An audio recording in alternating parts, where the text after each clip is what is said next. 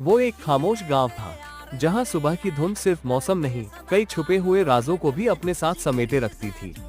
उसी गांव में रहती थी आयना, जिसकी आंखों में जैसे कोई गहरा राज छुपा हो। मगर आयना के दिल में एक टीस थी, वो ना पढ़ सकती थी, ना लिख सकती थी।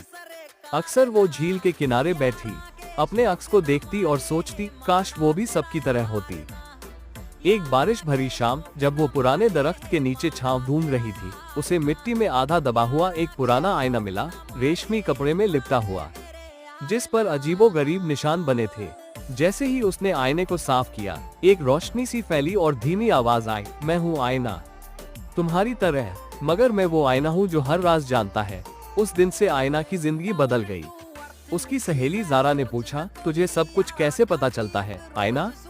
आयना ने आईने को देखा और कहा, क्योंकि अब मैं सिर्फ चेहरे नहीं देखती, मैं उनके पीछे की हकीकत देखती हूँ।